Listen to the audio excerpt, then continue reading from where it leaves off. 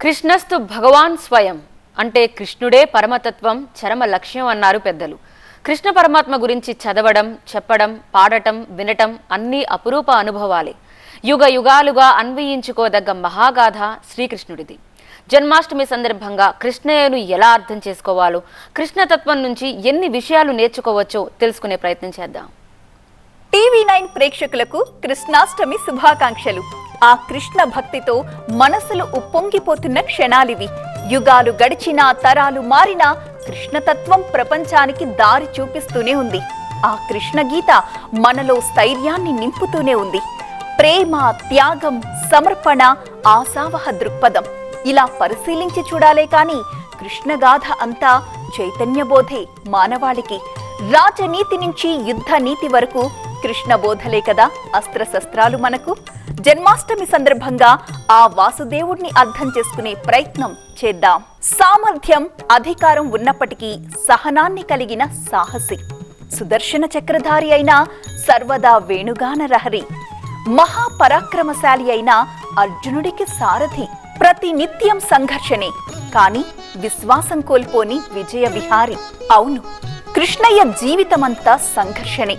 అడ్డాల నాడే ఎన్ని సవాళ్లెదుర్కొన్నాడని బిడ్డడు. కానీ జీవితంలో ఏ దశలోనూ విచలితుడు కాలేదు కృష్ణయ్య.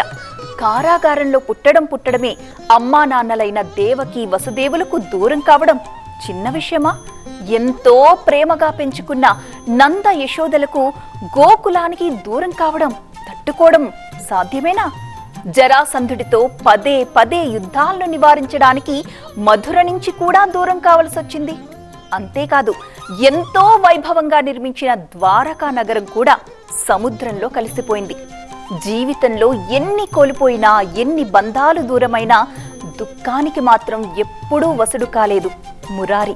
ఇప్పుడు మనం నిత్య జీవితంలో చుట్టూ చూస్తూనే ఉన్నాం. స్టేటస్ ని బట్టి స్నేహాలు, అవసరాన్ని బట్టి అనుబంధాలు. కానీ స్నేహం ఎలా చెయ్యాలో ఆ కృష్ణయ్యను చూసే నేర్చుకోవాలి.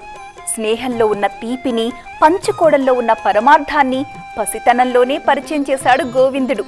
నంద మహారాజు కొడుకైన పేద గోపాలకులతో చనువుగా చల్ది ముద్దలు ఆరగించాడు ఆ శ్రీకృష్ణ భగవానుడు. ద్వారకాధీశుడైన తన బాల్యమిత్రుడు కుచేలుడిని మరువలేదు.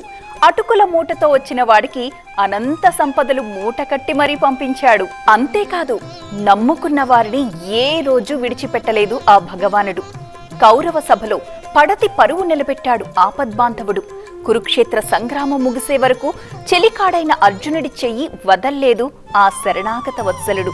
కృష్ణతత్వం అధ్యయనం చేసిన వారికి ఈ విషయాలన్నీ అర్థమవుతాయి. జీవితంలో ప్రతి సవాల్ని స్వీకరించాల్సిందే అని. కురుక్షేత్ర యుద్ధం కూడా లీలా విలాసమే. భగవానుని అంతిమ లక్ష్యం ధర్మ సంస్థాపనే. అర్జునుడికి చేసింది గీత బోధ మాత్రమే కాదు, యావత్ జగత్తుకు కర్తవ్య బోధ. అందుకే అంటారు, గీత చదివితే రాత మారుతుంది అని. ఇలా కృష్ణుడంటే సుగుణాల రాశి, ప్రతి క్షణాన్ని ఆస్వాదించమన్న వటపత్ర సాయి.